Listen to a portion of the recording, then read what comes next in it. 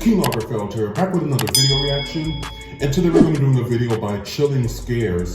This one is YouTubers who became murderers. I didn't know there were that many to do a video. So yeah, that's pretty creepy. But yeah, you never know who's uploading videos on here. So, I mean, it is very possible that there's many killers that have been on YouTube. So we'll go ahead and see the list of people who are guilty of that. So let's go ahead. Suzanne Eaton was a 59-year-old American scientist who was working as a professor of molecular biology in Dresden, Germany. A big part of her job at this institute was to travel around the world and hold conferences on the latest developments in her field. In July of 2019, she traveled to the scenic Greek island of Crete for one of these conferences, not knowing that this was going to be her last, and that the person responsible for her end would be caught because of his videos on YouTube. Oh, wow. The incident happened on July 2nd, when, after a conference, Suzanne spent time with her peers and played the public piano in the venue's lobby before saying her goodbyes and heading out to her hotel in the afternoon. Sadly, this was the last time anyone saw Suzanne alive. Her coworkers noticed her absence when she didn't show up for the second conference scheduled for 6 p.m. that evening. It wasn't like her to skip events out of the blue. Something wasn't right. A fact that became increasingly clear when over 24 hours passed without anyone hearing from her. So, on July 3rd, her colleagues called the police to check on her, hoping she was simply sick or something similar. However, when officers arrived at her hotel room, no one answered the door. They acquired a spare key from the hotel management and went inside, only to find the room completely empty and undisturbed. All of Suzanne's belongings were also huge red flag. The only things missing were her running shoes and a set of exercise clothes. Those who knew her immediately understood what this meant. You see, in addition to her academic prowess and piano expertise, Suzanne was also an athlete at heart. She was a double black belt in Taekwondo, and despite her age, loved going on a run every day. Knowing this helped investigators narrow down what might have happened to her. Put simply, she likely went on a run soon after returning to her hotel on July 2nd, and something went wrong after that. She wasn't super familiar with the area, and to make matters worse, the weather was uncomfortably hot that afternoon. There was a strong possibility she collapsed from the heat or something else along those lines. After putting this together, the Crete police immediately dispatched a search and rescue team in the area surrounding her hotel and around popular running trails. Her family even traveled to Crete and put a €50,000 reward for anyone who could help find Suzanne.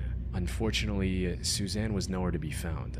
That is until 5 days later, on July 8th, when two young men were exploring one of the abandoned World War II Nazi bunkers scattered across Crete. Around 200 meters in, one of them noticed a piece of burlap covering something on the ground. They picked it up from one end to see what was underneath, and what they found was the aftermath of one of the most horrific crimes in Crete's recent history. The burlap was covering the bloody remains of Suzanne Eaton.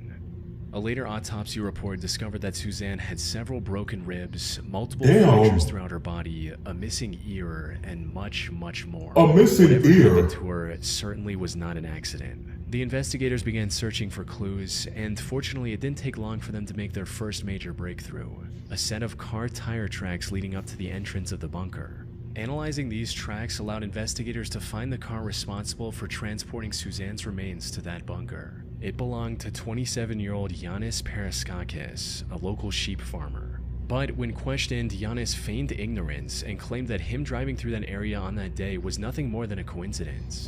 He went as far as to say that he didn't even know about the existence of that bunker, a lie that... And why lie when you're going to upload it on YouTube Giannis and talk had about to it? become a successful YouTuber. He started a channel with his own name in 2012 and began posting videos. However, if you go to his channel today, all you'll find are 3 videos of him performing an ancient Chinese martial art and meditation technique called Qigong.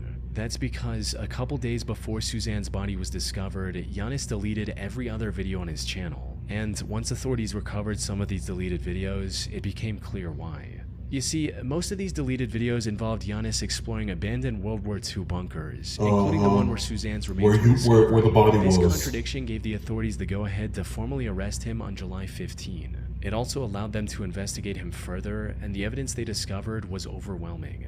As it turned out, the land where this bunker was located was owned by Giannis's family. Investigators also found traces of Suzanne's blood in his car's trunk. When confronted with this evidence, Giannis cracked and told the whole story. According to him, he saw Suzanne running down the road and something came over him. He hit her with his car twice before putting her in his car, driving to the For no reason? life there. He later changed his story to where he was compelled to commit this crime by a demon. Unfortunately for him, the jury didn't buy this one bit and sentenced him to life in prison without the possibility of parole in 2020. Now, this should have been the end of Giannis' story, but from what I've seen, there's more to his actions than just this one crime he was convicted of. The thing is, Giannis presented his vile act as a crime of opportunity, something he did completely out of nowhere. However, there's evidence to suggest that Giannis might be a full-blown serial killer. For instance, he was apparently detained by the police twice before, once for arson and once for animal cruelty, both of which are well-known early behaviors of serial killers. After his arrest, several other women also came forward, testifying that he had tried to run them over with his car as well in the past. Are you serious? Suzanne was more than likely not his first victim. However, the most solid evidence against Giannis is in one of the deleted videos. You can't even go for a run. In it, we can see him showing some very human-looking bones scattered throughout the same bunker Suzanne was discovered in. These bones were never discovered by the authorities, suggesting they might have been removed by Giannis to hide evidence. But what makes this truly disturbing is what his friend says at one point in the same video. This roughly translates into, "Is this where you left that old guy?" Insinuating that Giannis had disposed of one of his What the hell is wrong with him? bunker before. And if that is the case, one can only wonder how many other people Giannis has killed over the years. Yeah, keep his ass away for life. Like, Simply Manic people can't even go for a 67 run was a YouTube without channel being owned and killed. operated by 24-year-old Samantha Wolford. She lived in the small community of Monticello, Texas, with her husband Ernest Lee Ibarra, aka Ernie, and their 5 children. She usually made videos about her day-to-day life and other random topics. Her story began in 2008 when she was at the lowest point of her life. She'd recently become the single mother of a pair of twins and had no love interest in her life. That's when she met Ernie at a local tattoo shop, and the two hit it off right from the get-go, eventually getting in a relationship and starting a family together. In one of her videos, Samantha described the day she met Ernie as the happiest day of her life. Together, they were blessed with 3 more children, including 1 more pair of twins. Raising 4 kids was a challenge, but Ernie made it work by taking a second job in pizza delivery. So, while they had endured tough times together, Samantha, Ernie, and their 5 children appeared to be the perfect loving family. However, while being a stay-at-home mother was all she could do at the time, Samantha started to dream of becoming a famous actress one day. I've always wanted to be an actress. I think it is so much fun. I've been extras in movies. I've had small parts in like short films. It is so much fun and it is so beautiful. It is one of the most amazing forms of art ever to be able to express yourself that way. I think it's amazing. So, in October 2010, she created her YouTube channel and started posting videos, hoping to become a popular YouTuber and fulfill her dream on the internet instead. And things were going surprisingly okay in the beginning. Samantha would post new videos whenever she had something new to say. It's not a good thing to settle down when you have dreams. 100 views at the time. The few viewers she had that can turn very bad. But as time passed on, her passion for making videos turned into an obsession. She started spending more of her time on making videos than her family, putting even pressure on an already stressed out Ernie. She had dreams, 2014, so should have never had kids that early. Hurting her in her videos, hinting at just how bad their relationship was going. But then, after posting a seemingly random video in March of 2014, Samantha mysteriously vanished from the internet. Maybe she lost interest in YouTube or just wanted to focus on her family again. No one knew exactly why she quit so abruptly. Ernie? Then, on the 20th of February 2015, viewers finally received the update they were waiting for. Unfortunately, it was far more tragic than anyone could have imagined.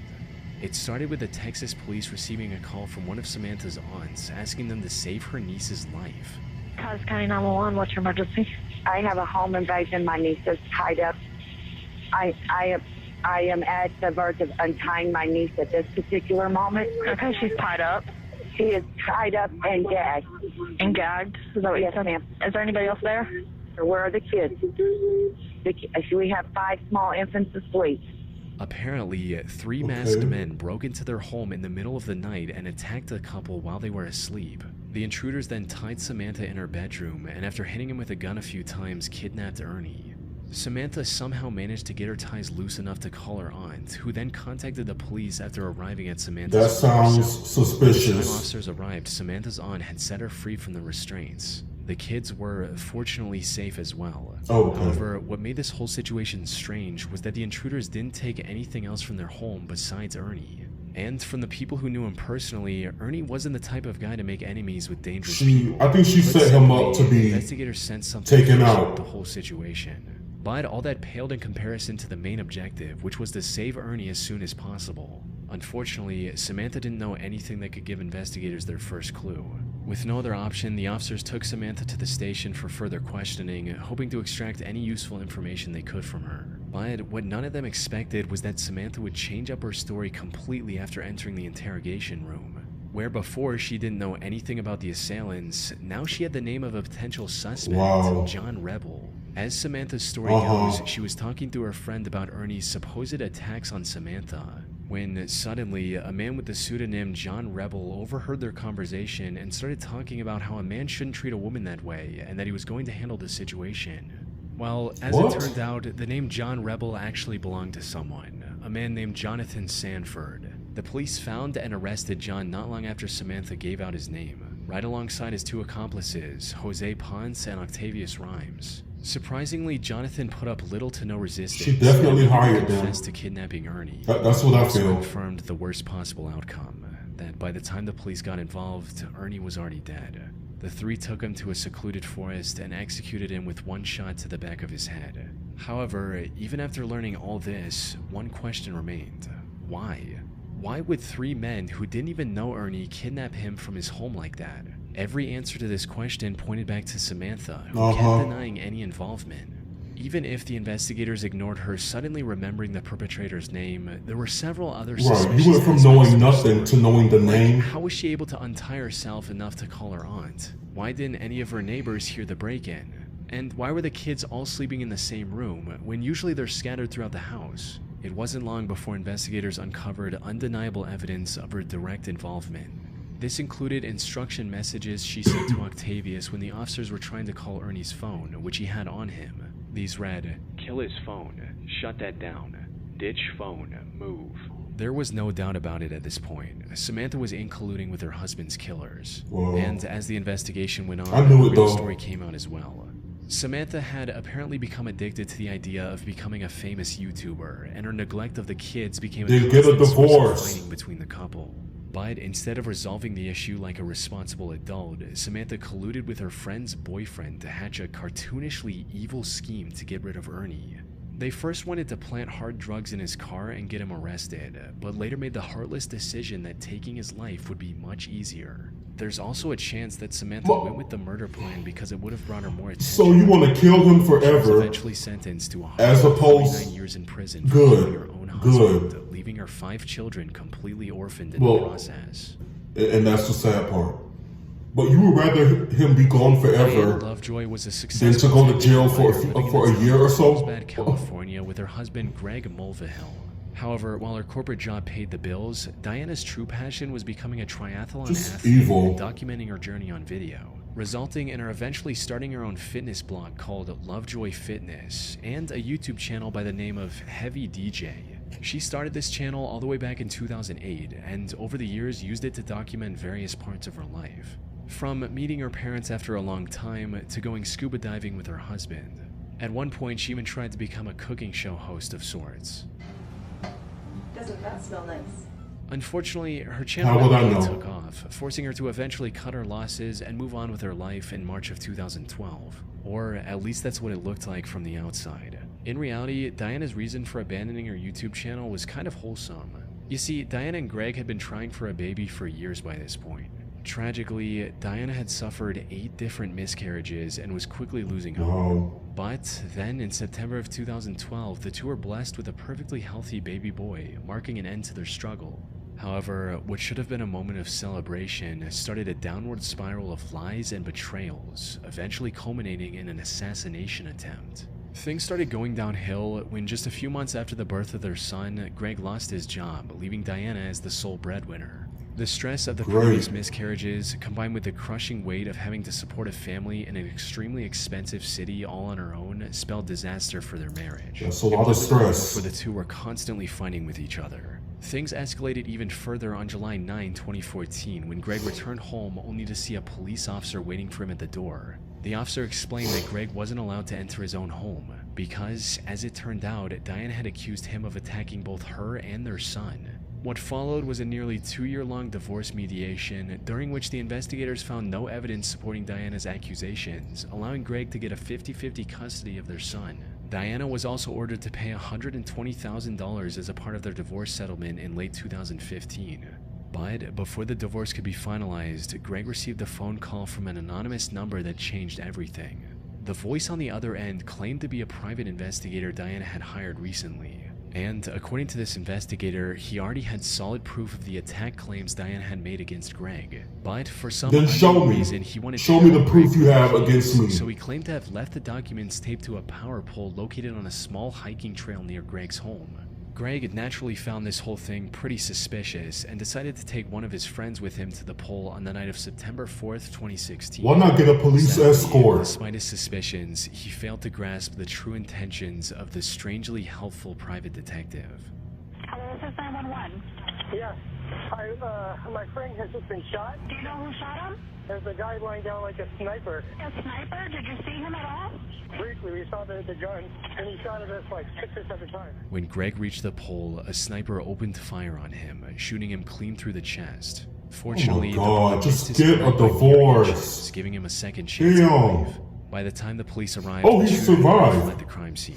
But a quick survey of the area allowed the investigators to uncover a pair of towels the shooter left behind. They said assassination DNA attempt, test on so these yeah, towels who led to a survived? man named Weldon McDavid, Thankfully. Diana's shooting instructor. Weldon tried to deny any involvement at first, but the evidence against him was overwhelming. As after a thorough search, investigators were able to find another set of the same towels at Diana's place as well. They had also received CCTV footage of Diana buying the burner phone Weldon later used to lure Greg into the secluded area. Most importantly, investigators also found the gun Weldon used on Greg, hidden in the rafters of his garage. By this point, it was clear that Diana was the one who wanted to get rid of Greg, likely to avoid paying the divorce settlement and keep full custody of her son. Diana and Weldon were arrested for the attempted Just assassination insane. of Greg Mulvihill and tried for their crimes in November 2017. Both were found guilty, with Diana sentenced to 26 years to life and Weldon to a harsher Good, 50 yeah. years to Now you want to The only faint. silver lining in this entire case is that Greg was able to make a full recovery and is now Good. living with his son. Great. The Gunnar Just Runar stupid. 87 channel on YouTube seems oddly wholesome at first glance. It's owned by an Icelandic boy named Gunnar Runar Sigthorsson and contains a single 3.5-minute video of him confessing his feelings to the girl he loves. The title translates to English as My Confession to Hildur. In it, he Oh, I thought says they said things Hitler. like, Okay. Hún án efa sko sérstakasta manneskja sem Okay. ég tíma nefnt. Ég verð svo ótrúlega glaður bara að vera nálægt henni. Það þarf ekki meira. Og þetta ætlað þér því að ég held sig orðin ástfangin með þér. However, this seemingly heartfelt love letter turned out to be the key to solving one of the most horrific crimes in recent Icelandic history. And it all led back to Gunnar and the troubled life he had as a child. You see, Gunnar didn't have a mother growing up, resulting in him getting extremely close with his father. However, on the night of September 20th, 1996, when Gunnar was That's just my 9 years birthday. old, his father decided to end it all using a gun. What Oh. made this already messed up situation even worse was the fact that Gunnar was in the room with his father and witnessed everything. Oh my God. Unsurprisingly, this took a heavy toll on Gunnar's mental health. Yeah. He withdrew from the world and refused to accept his father's death as reality. Everything seemed hopeless for Gunnar. That is until I'm primary sure that was school, when he traumatizing. met Hildur and instantly became infatuated with her. Why would you do that in front of your He followed her child? throughout school and into adulthood, but never found the courage to make a move, fearing he'd lose his only close friend. However, things changed in 2009 when Hildur got engaged to a man named Hannes. This gave Gunnar the push to do something about his feelings. But given his shy personality, he still couldn't confront Hildur directly. So, in March of 2009, he created a YouTube channel and uploaded his confession on there. Hildur never reciprocated his feelings, but the two remained friends. Even Hannes, Hilder's now husband, didn't seem to mind Gunnar's company, something he likely regretted deeply just a year later. It all went down on the 14th of August 2010. Hildur was invited to a party that Gunnar was attending as well, but things got a bit out of hand and Hildur ended up drinking too much and passing out. Given their closeness, the task of getting her home safely was handed to Gunnar, but instead of dropping her off at Hannes' house like he should have, Gunnar took her to his own home. By the time Hildur woke up, it was already morning. She was understandably furious with Gunnar and immediately called one of her friends to drive her home, but nothing could have prepared Hildur for the horrific scene she witnessed on the other side of her front door. Her husband Hannes was lying on the top of the staircase near their bedroom, submerged in a pool of his own blood. She ran outside and called the authorities. Sadly, it was already too late. And that guy was so nice to him. Received over 20 stab wounds on his body, from his arms and legs to the back of his neck, and was long dead by the time Hildur found him. Given his condition, his death was ruled a homicide, and investigators wasted no time in looking for the killer. And while they initially suspected one of his business rivals of committing this horrific crime, it didn't take long for investigators to find Gunnar's video confession to Hildur and bring him in for questioning. Gunnar denied knowing anything about it and was eventually let go due to lack of evidence. Fortunately, not all hope was lost, because not long after that, investigators found a bloody shoe print next to Hannes' bed.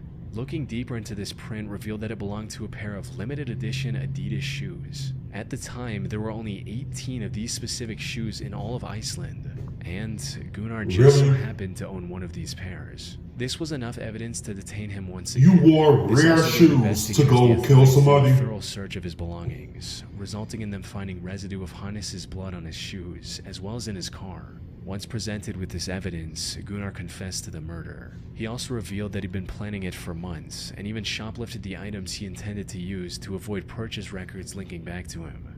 And while he didn't admit to it, Hildur also suspected him of spiking her drink that night, since she usually never passed out like that. After committing the crime, he also would make sense. and dumped items used in the crime into the sea to get rid of any evidence. It was a well thought out plan, since he was only caught because the garbage bag he used to hide his shoe prints tore open as he walked. As for his motive, it was just as everyone had expected, with him making it clear during the investigation, stating, "I loved Hildur. She was supposed to be with me. She was not supposed to be with him." Surprisingly, he was found not guilty during his first trial on March 1, 2011, for reason of insanity stemming from his messed up childhood. However, the prosecution argued that he was fully aware of his actions and escalated the case to the Supreme Court of Iceland. Gunnar was found guilty on this second trial and was sentenced to 16 years in prison. This was already lenient given the brutality of his crime, yet he ended up serving only half of that sentence as well. He was released under supervision Are you kidding me? in 2019 and now works at a local warehouse. So we just got a freak murderer running around Iceland? Okay. Wow. I mean, with that last story, I can understand, of course, trauma. His dad unalived himself in front of him. That would cause anybody to go insane. But the way that he planned it out, he said that he planned it for months. So that really isn't insanity to me. That's calculation. That's manipulation. That's calculation. That's a plan. That's not insanity. Insanity would be if he was at their house and somebody said something to trigger him, and then he just blacked out and did something. That would be more insanity than planning something out, spiking her drink allegedly, then taking her to his house and then stabbing her fiance. That's a full-on plan. So how did he get any type of insanity defense? I don't understand that at all. I can understand the trauma that would cause him to be that type of person, but when you have all these steps leading up to it, no, that's not insanity. That's just homicide. That's not. No, I don't get how they got to that. And the fact that he's free now and working and has a job in Iceland. Protect Bjork at all costs, okay? Because they have a psycho running around Iceland. He could do that to anybody else. Who's to say he won't fall in love with somebody else and do that again. He's done it before, and he'll plan it out like he did the first time. That's not insanity. But anyway, the two of those other stories, the one with Diana and Samantha, both of you could have got a divorce. That's much simpler than setting somebody up to be executed. Diana, she could have just paid the $120,000, and if the judge ruled that she had to pay that, I'm pretty sure that means she had a lot more money than that, because for them to put it that high, I'm pretty sure she was making good money doing what she does. So she could have just paid that and had him out of her life. But now you're sitting in jail for the rest of your life, and your husband's dead and your child's an orphan because you didn't want to pay a small amount of your earnings. So now you're going away and your child has no parents. So that was great. That was great parenting. Well, no, he was still alive. I'm stupid. He was still alive, so he does have a parent. But now you're in jail for the rest of your life. And the other girl, Samantha, that's the one who orphaned her kids, all 5 of them. Just get a damn divorce. It's not that, like, it's a lot more simple. And yeah, and like they said, they were gonna plant drugs in his car. Okay, they felt like killing him would be easier. So you take away his life forever, as opposed to putting drugs in his car, and he goes away for what, a year, 2 years? I mean, either way it's evil, but one is exponentially more evil than the other. I would have chosen to plant the drugs, because he would have got out at some point. He didn't kill anybody. Maybe 2 years at most, and then he'll get out, and you could have just got a divorce off the grounds that he's in jail, I'm sure. Whatever. People are psycho. So anyway, guys, a great video about crime scares. I think that's the name of the channel. I forgot. This is my first time doing them, so I don't know. Anyway, guys, or chilling scares. But anyway, guys, another great video by them. If you guys are interested in this, I'll do more of them. Just let me know down in the comments. And until next time, be blessed, be your best, and keep down the stress. Bye, guys.